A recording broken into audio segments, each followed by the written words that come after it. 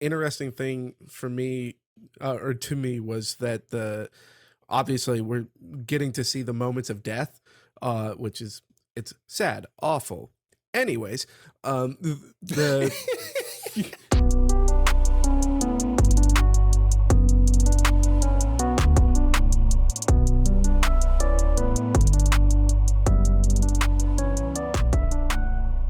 Welcome to Sentinels of Light, episode 55.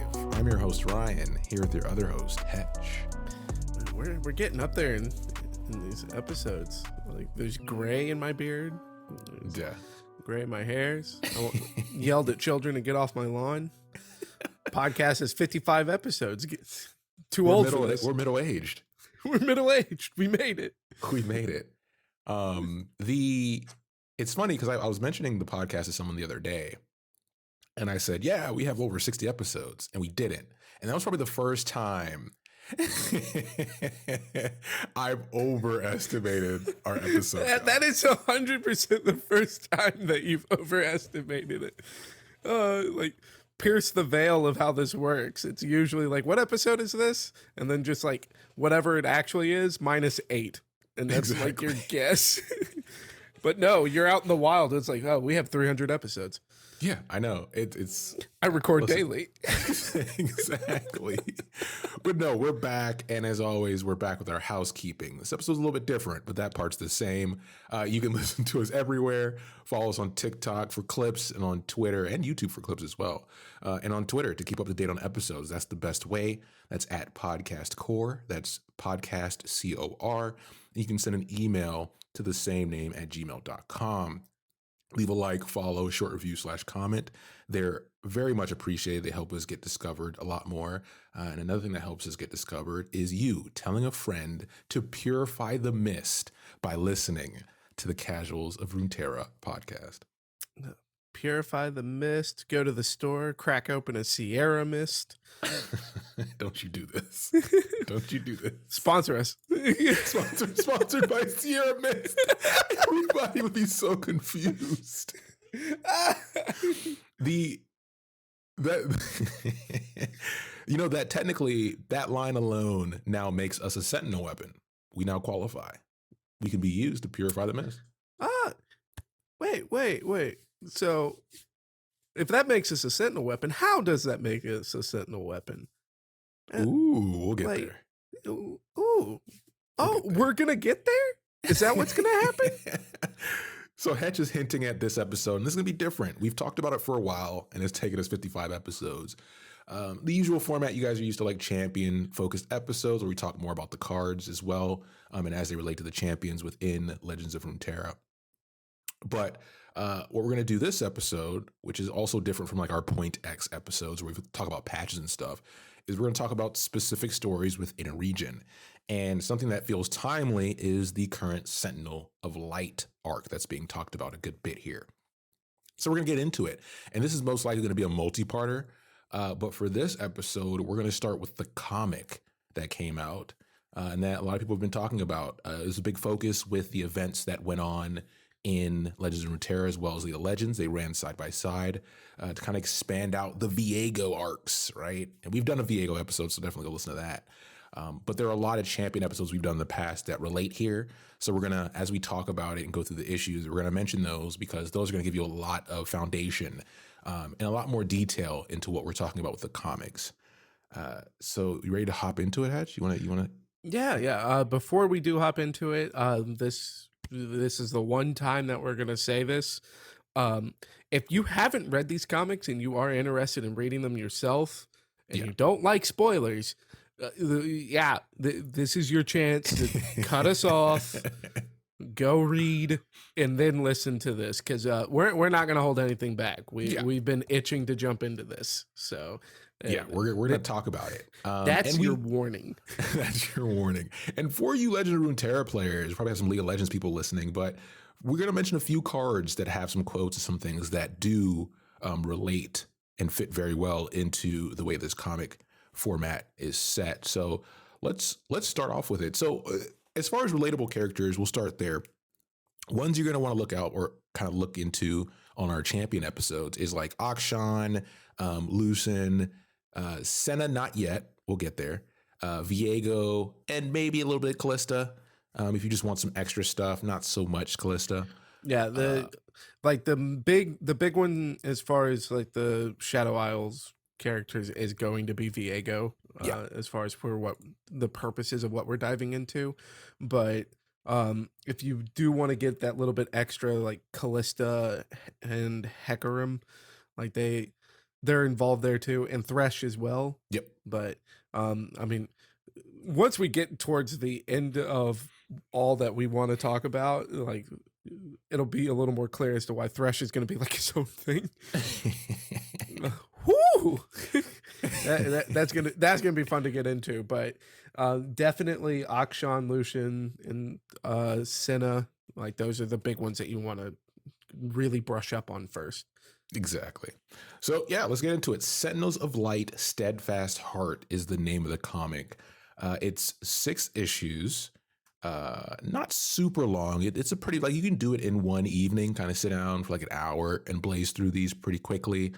The art style is all the same. It's not like they passed it off to a bunch of different artists. It's just like a one-shot type situation.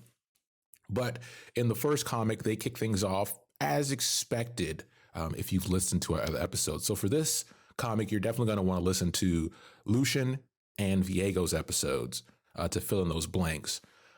But where the comic kicks off immediately is this focus on a parallel between Lucian handling the death of Senna, or the capturing of Senna, however you want to phrase that, by Thresh, and Viego handling Isolde's death early on. We say early on because it starts to progress, but where the first comic leaves off is the initial death. Yeah.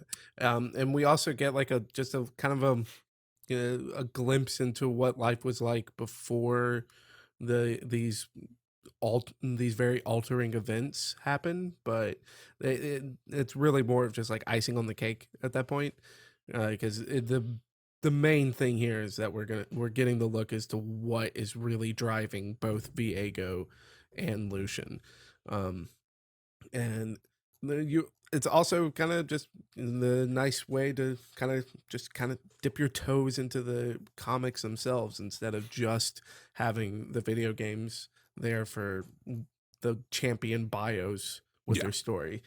I was going to say the part that surprised me in this first issue, because like Hetch mentioned, it very much focuses on the happier elements of their togetherness. It's written almost in a poetic type standpoint as someone who's reminiscing about the past, the way the panels are written. But the art choice is interesting because for Isolde, we don't really have art for her. So the way they represent her here, because you have this parallel, is very similar to Senna's look. They kind of have similar features, and this is going to play a role later in the series. But I thought that was interesting off the bat.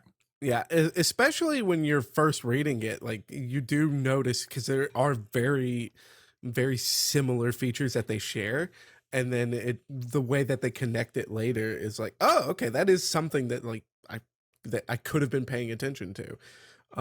The other thing, as far as like with the art, that was the most interesting thing for me, or to me, was that obviously we're getting to see the moments of death, which is, it's sad, awful. Anyways, with Senna getting captured by Thresh, and when we get to chapter 2, we get to see more of this too.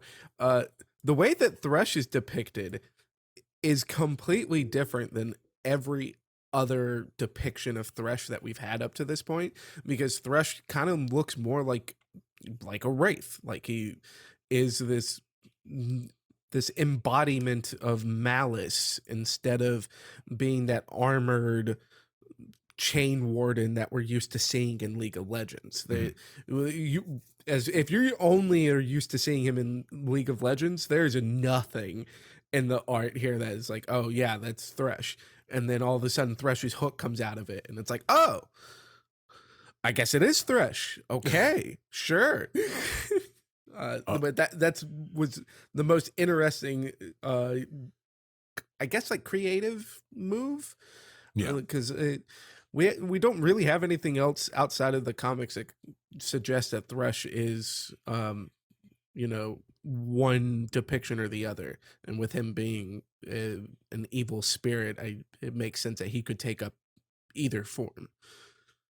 Yeah, that's actually a great point. Another artistic angle here was when you have, so it's written in parallel, which means that when Isolde takes the dagger and when Senna gets captured, those panels are close together. And also following those incidents, we get two like profile shots of Lucian, like kind of head on, and then Viego. And in both those panels, they're like cracked panels. Like you can almost see, it's like, okay, this is the moment where their world shatters, you know, metaphorically.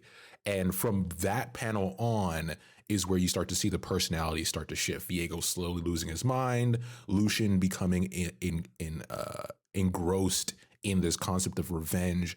And that leads to something I thought that was interesting was it wasn't purely portraying like sorrow as something to be empathized with. It almost showed it as a selfishness type thing, especially with Viego, because you got to remember, Viego from his story is a person that is already pretty self-centered. And then when he has to take over, he keeps that same energy. Like he's still that guy where he's like, hey, I'm just trying to chill and have fun. And then when he meets Isolde, he takes that self-centeredness and puts it all into her. So he's still neglecting his people. He's still neglecting the responsibilities of a king, right? And somebody of his status. And then when she dies, it goes even further in that direction. So at no point is he ever giving back to his people, which is something that his people should be mad at. So the response of, it's not like he was stabbed in the back or anything like that, right? It's like literally he has been neglecting his people from day one and they're fed up with it up to this point. Yeah. And to quote you from our Viego episode, like the Viego comes away, like he starts off the story as, and then leaves his story as a spoiled rich kid. Yeah. It was a spoiled rich kid that found something he wanted and that something was taken away. And the comic does do a great job of like really kind of hammering that home because they have the panels with him, you know, grieving over Isolde's death, and all the advisors standing behind him going, the kingdom, your people, Viego, please. Please. We have to pay our taxes, Viego.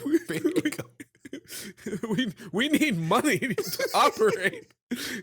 So they do a good job of like kind of hammering it home that Viego did only cared about Isolde, but more importantly to him was what he wanted. Yeah, a good parallel would be the .com boom crash of the market. The stock market is just it's just crashing right now in his kingdom. Yeah, that's spot on. So this takes us to comic 2. That kind of wraps up there where they're both like, all right, it's mission time, right? We're going to go find our loves and figure this out and, you know, be sad. What we expect based on what we know up to this point. And where comic 2 picks up, so issue 2, is it picks up with both parties seeking action, right? They're now figuring out, okay, what do we want to do? Like, what do I have to do to get Isolde back? And what do I have to do to save Senna? And the best part of the fact that we're going into the action is that we're getting more visual depictions of what happens at the Ruination. So you know, this good time of like when we're talking about Viego, Thresh, Hecarim, Callista, all those champions, they were at the first Ruination, and the comic is actually kind of drawing out what happened there. And most importantly, in Viego's episode, we also get drawn out what happens to Viego at the Ruination. And holy cow. We finally get that.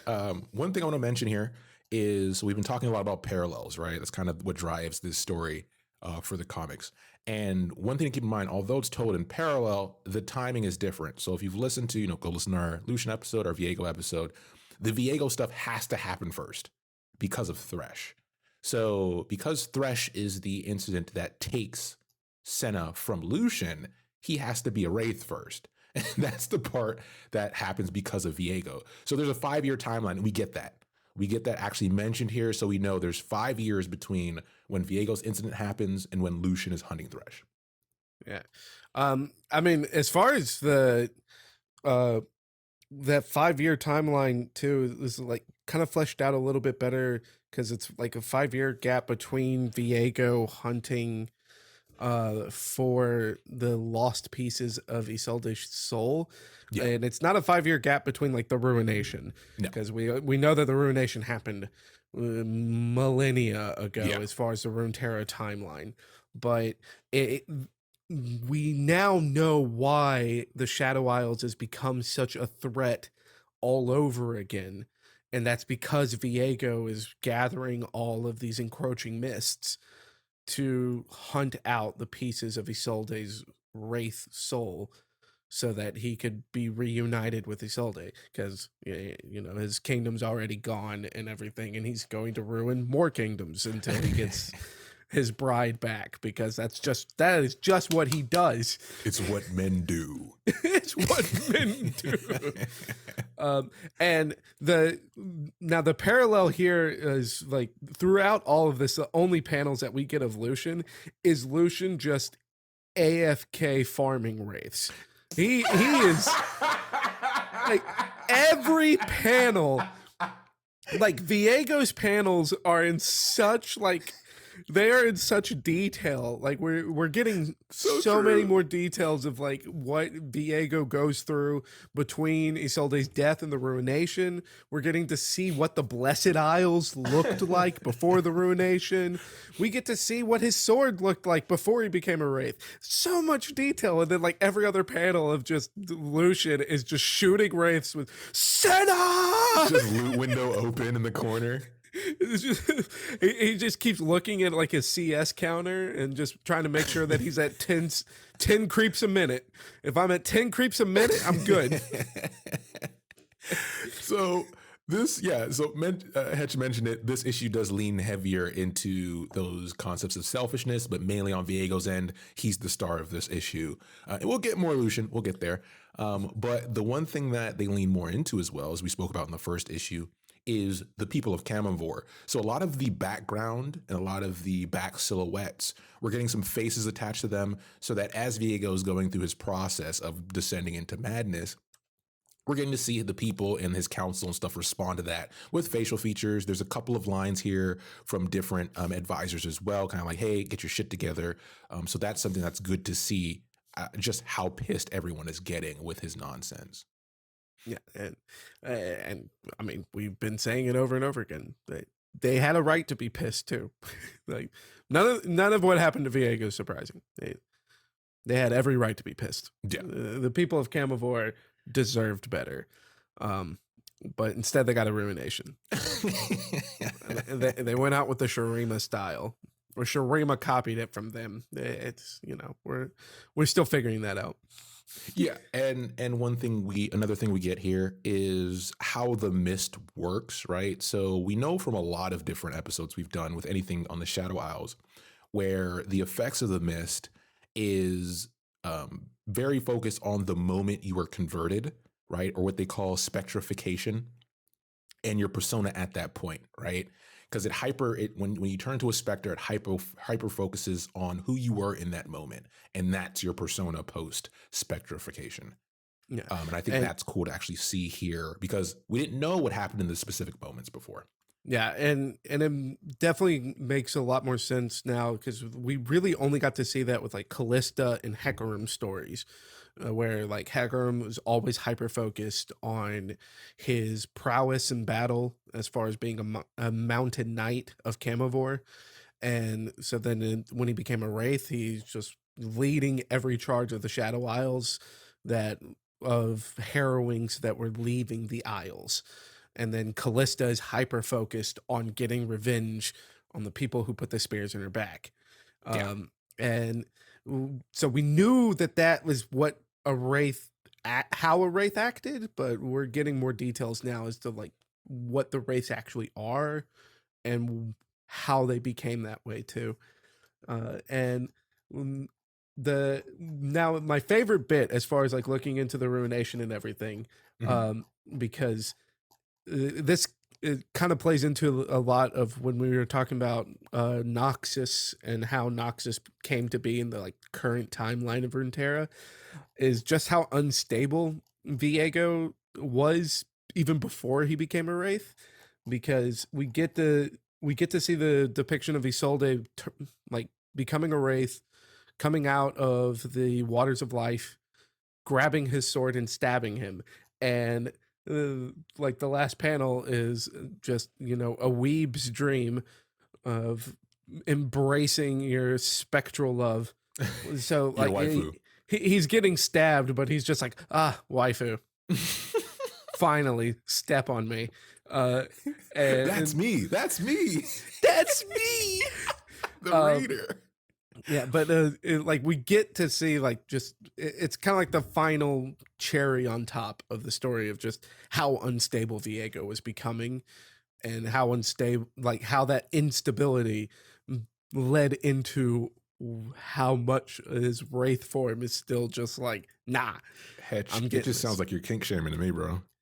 Hey, you got to have the kink to be able to shame it. Like, I see a lot of myself in this story, man. But then we get to go from there. Like it's an immediate jump over to Lucian, like after this five rough years of just farming wraiths in the hunt for Thresh, and he's again, I said we were going to do one spoiler alert, but this is for the walls now. So spoiler alert, he's getting his ass handed to him. Yeah. So someone fed the Thresh, and Lucian is not winning this fight. And Thresh, being this maniac, this egotistical, just embodiment of evil, is just like, haha, yeah, what, you're doing all this for your lost girlfriend? I got you. You want to see her again? And starts bringing out her soul to the edge of the lantern. And then Lucian gets his one dub. He gets his one W in this whole freaking comic up to like, as far as like the chapter 2. And that dub is that he breaks Thresh's lantern. Yep. And that is how the champion Senna returns to the Rift. Exactly. From a personality standpoint, so we talk, this is very more focused on Viego while Lucian's farming, like Hetch said. But we do get to see a transition of Lucian's personality, because from his story, which once again you should listen to, he was very isolated in his story before he met Senna. So he was already going into that personality trait of being, not really caring about the outside world, just kind of doing his own thing, worrying about himself. And when he met Senna, she taught him, I'm not going to say taught him to love again, but taught him to want to be associated with someone again, rather than just being a loner.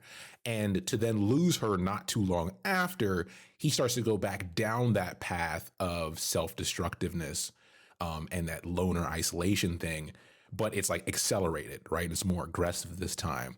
So it's like this degenerative personality situation, which is not good in any story, real life, anything.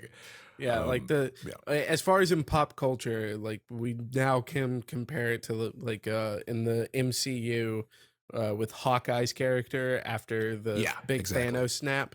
Yeah. Like Hawkeye loses the anchor that he had to wanting to live a fulfilling life that give back to society, and it was just like, all right, cool, bet I'll kill everything in sight. And Lucian at least was like, all right, cool, bet I'll kill every wraith in sight. Yeah. But that path does get reversed as far as like at the end of chapter 2 with Senna being released from the lantern, but we do get to see how damaging it was, like this 5-year gap with going back down that path, especially with his interactions with Senna, and with some of the actions he takes later on, because it's like, okay, I realized what I had, I lost it, and now I've got it back, and I never want that to happen again. Yeah. So we have a new personality problem. Listen, the human mind is a soft, malleable thing. Hey, you know, this is laser focus on not losing that thing. Oh, crap, we're wraiths. Oh, no. Oh, no. Oh, no. So it was us all along. It was us all along. Humans were the true monsters all along. Oh, okay. So now we're in comic 3. We're chugging along. We're making it through. And this is going to be the first time where I want to reference 2 cards about Mist. Because like with Lucian farming, he's fighting a lot of Mist wraiths. And we haven't really in any episode talked about the cards and how they're represented in the game. Because we do get some details about Mist wraiths in the card game. So the first one's from the card Risen Mist, which is like a 4-cost burst spell. It essentially summon Mist wraiths. And that's essentially what's happening the whole time Lucian is running around. And we get a quote, not a quote, but we get a little byline here where it's like, the Mist wraiths move through planes unseen by the mortal eyes, appear without warning, and inflict misery on all they encounter. And stylistically in the art that we get when Lucian is fighting Mist wraiths, it's kind of like him just walking and then boom, Mist wraiths, right? And this is kind of a consistent theme where it's not him wandering into a space where they exist. It's like they're there, and until they attack you or interact with you, you don't really know where they're going to attack from, which obviously is very dangerous. Yeah, and that matches up to with a lot of the backgrounds that we've been getting thanks to the release of Legends of Runeterra, especially when we're looking at a lot of like the follower cards from Demacia, and they're like just their struggle of trying not to die, like their struggle of waiting for Garen or Fiora to show up and save their butts. Yeah. And especially with the guys that kind of fight closer to the Shadow Isles, like they've all seen some crap. We get to see that on the cards that were released with Nocturne, so like the Unspeakable Horror and stuff like that, where you know the people are getting hunted, and they're getting hunted by things that they cannot see. So it's always there. Yeah, we just never see it. Exactly. But Lucian is like, no, I'm gonna find them, I'm gonna see them, and I'm gonna farm them. Gotta get that loot. So another card that's also popular in the game is Mist Wraiths, the actual card, which is like a 2-cost 2/2. It's very popular. It's played in a lot of things. It's kind of an archetype in the Shadow Isles. But we do have another line on here that says, these specters of the Isles shed their identities long ago to become amalgamations of pure, unappeasable hunger. And that's interesting because we focus a lot on how the Mist affects prominent champions that have, or prominent figures in the storyline, the main figures. So they have, you know, big personality traits that get focused on when they turn. But we don't really focus on just the random people who are caught in the Mist that don't really have any discernible features.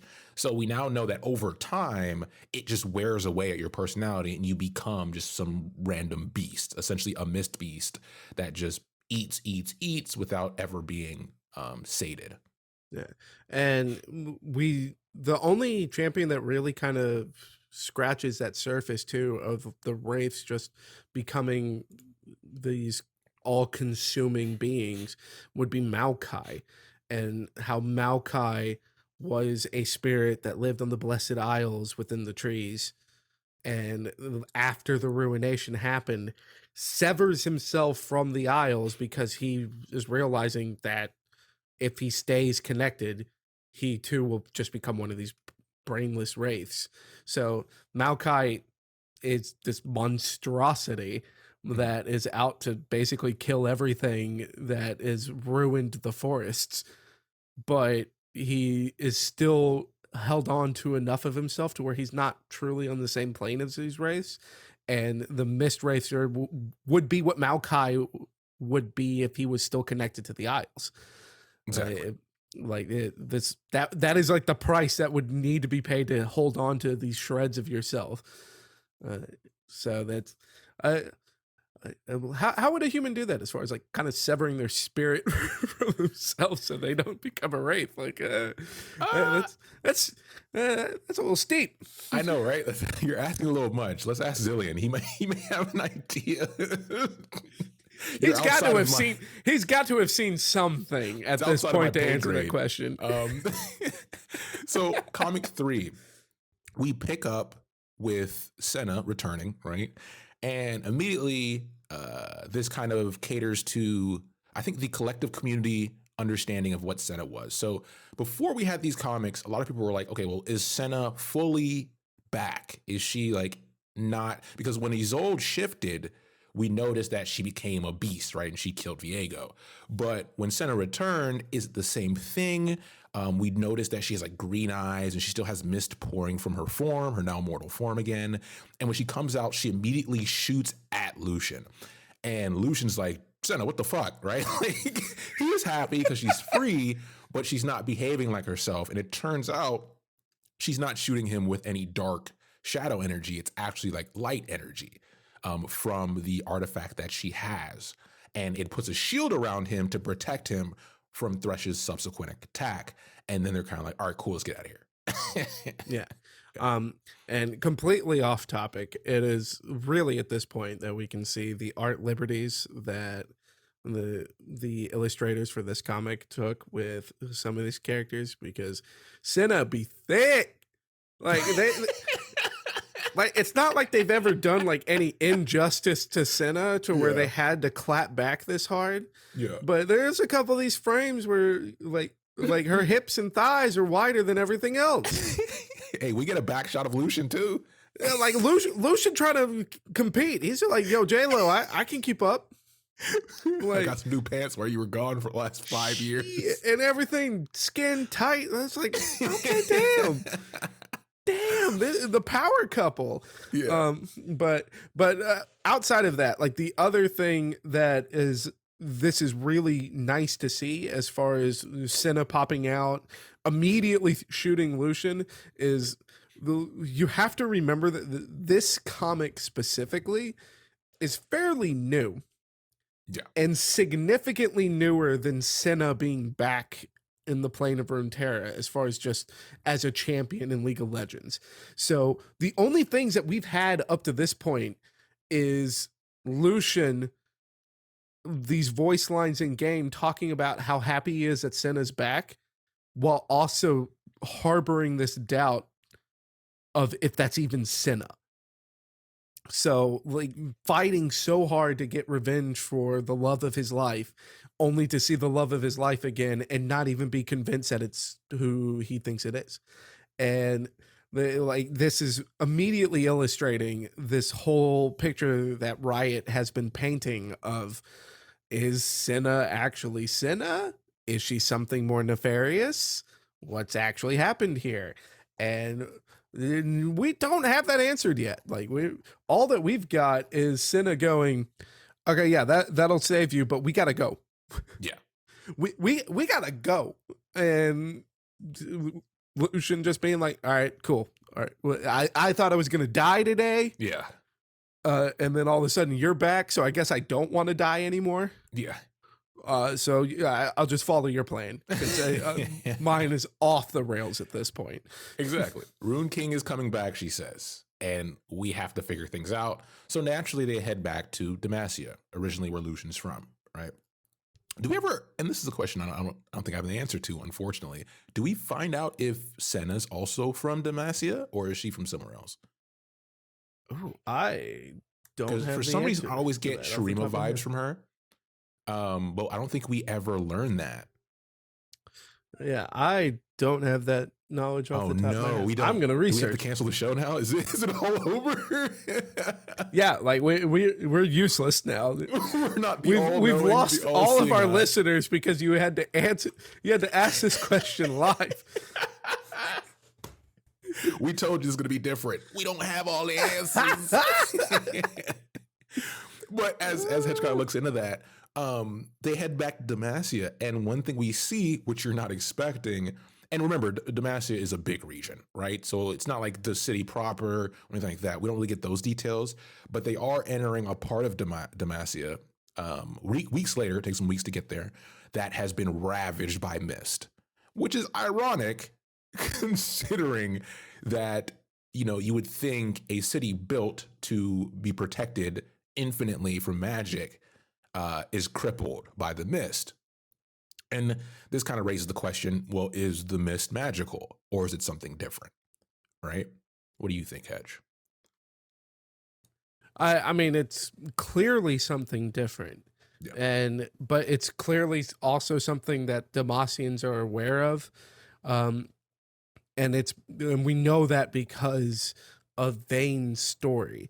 And to kind of keep it short, because, you know, it's not in the card game, so we haven't really touched on it, but Vayne is a monster hunter. Like, Vayne is the Van Helsing of Runeterra, and she trained with another monster hunter because she came from a very wealthy family in Demacia, and her parents ended up being killed by some unknown monster, and she ended up just falling in line with the person that was hunting the monster that would kill her parents. And that also ends up leading into like some other champion stories that we don't get to touch on with the card game. But Demacians are aware of this because they've got these obviously the mage seekers are the ones that are like, okay, yeah, we'll fund these Van Helsing types. Yeah, go ahead. Go hunt your vampires because funding. It's like, yeah, go ahead and hunt them because if it's something we can't explain, it don't belong here. Listen, we know governments love funding mercenaries, but we won't go down that route. Yeah, so it is something that Demacians are aware of, but it's definitely different than just magic because if it was magic, then none of these would be all boogeyman stories that you told your kids about to make them go to sleep. It'd be like the world that we understand today in actual real life, but it's not like that in Demacia. They got all this crazy crap going on around them. Got vampires eating parents out the bed with ghosts just putting people in lanterns. Yeah. Like Demacia is They got a lot of boogeymen that they can't explain away, right? And they're ignorant enough to try to ignore them. Yeah. And as far as with our Senna question, the best that I've got is that Senna is from a fishing village on an island. So okay. With that, she's officially from the region of Runeterra. Gotcha. But I would imagine it's probably closer to the Bilgewater. Yeah. Because she was marked by the mists at a very young age. True. So okay, that's good find. There's your answer, listeners. We're always here for you. All right, we're always digging. We got top men on it. Top men. top men. So Hetch with the great mention of Vayne here because we get Vayne in the comics. Surprise. And we actually get her throughout the comic before she's officially introduced. In a lot of the panels, if you look in the background, like Batman in the Night, she's on a building or following them as they're entering Demacia, right? She's the only one that's stuck around to fight the mist, but also she's caught on to what we find out is Senna. There's a point where they're fighting some mist wraiths, and a bolt flies by her and hits a mist wraith, and he's like, oh, thanks for getting that. And she's like, no, I'm trying to kill your girl. And Lucian obviously is confused. Senna's confused because she mentions that she hunts monsters vividly. And they're like, well, we're not monsters. And she's like, Senna is. And that's when everybody's like, uh-oh. Yeah. You thought you were gonna get your answer now? Not yet. and that is like that's something very important to harp on here because like Vayne does end up kind of continuing along with their journey here. And that's a huge deal because the spoiler to Vayne's story is that she ends up killing her mentor because she finds out that her mentor was like cursed by a demon, which gave her mentor the ability to hunt monsters. And Vayne was like, oh, so you're a monster then. You know, much like how the United States say, "Oh, so you have oil." like, like Vayne is not playing with this stuff. So to that point, we get some panels here to kind of look at the art aspect. And when that moment happens, we get this head-on shot of Senna when she's like, "What are you doing?" when Vayne drops out of the sky. And in that shot, we get probably the most vivid glowing eyes that we see of Senna to see. And we keep mentioning this for a reason. We'll get there. But her eyes are glowing green and there's mist coming off of her, right? When Vayne makes this point and she's like, "What are you doing?" And she's like, "Fighting monsters." And then you get a shot of Vayne in a heroic pose, which gives you that dichotomy of hero versus monster, right? But we get kind of a settlement there where there's still a bunch of mist wraiths around them. So they convince Vayne, "Hey, we're here to fight the monsters as well. Can you help us?" And she's like, "I guess I can for now." I love that they also paint it more because the Vayne isn't agreeing to help them is the way that they have it written out, because it's Vayne trying to kill Senna and then Vayne turning around because she's this madly overtrained killer. Yeah. And it's just like, haha, this wraith thought it snuck up on me, but I hunt monsters for a living, fires a bolt at it, and it just harmlessly goes through it. Yeah. And then Senna blows it up with a weapon from the Sentinels of Light. And it's like, yeah, we have the weapons to kill them. And Vayne's just like, "You got any more of those weapons?" And like that, and like I love that. That's how like they paint that this is how it's gonna work, because it's like truce for now. Yeah, truce for now. Because again, like Vayne doesn't play with this crap. Like, you got monster blood in you, you're a monster. That's plain and simple. It is black and white to Vayne. So all Vayne is hearing is like, "I'm going to work with you long enough to get the weapon that I need to kill you." Yeah, exactly. And then it's like, this works because apparently I can't kill these things yet. So once I can kill them by myself, I don't need you anymore. And then you will die. Very utilitarian of her. But the last two panels we get in this comic are important again, as the one I mentioned before with the face shot of Senna, where she says, "Will you fight with us?" And she says, "For now." And in that, we have two shots of her hand, like them shaking hands. But Senna's hand, once again, is leaking mist. Yeah. Right. Like her hand's leaking mist. Every panel after that first panel that you're talking about, where she's asking Vayne, "What are you doing?" Like the eyes are constantly drawn with this hue, with a glow to them. Yeah. Like they are a light. Yeah. And it's always just reminding you that there is something off with Senna. And again, that's what Lucian has been telling us for years. Just like, is she actually back? Yeah. And that kind of brings us to the halfway point. And for this episode, the stopping point.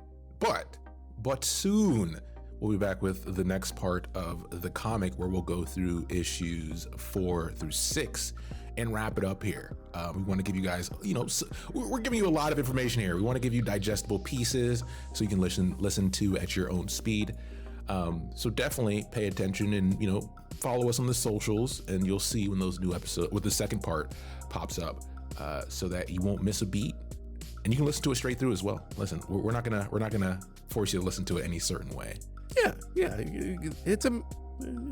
But this is a free internet. Don't listen to the second part and then the first part. Don't do that's crazy. Actually, like, you definitely don't want to do that, because if you listen to it like backwards, like on a rewind at 0.8 speed, you will unlock portals. It's true.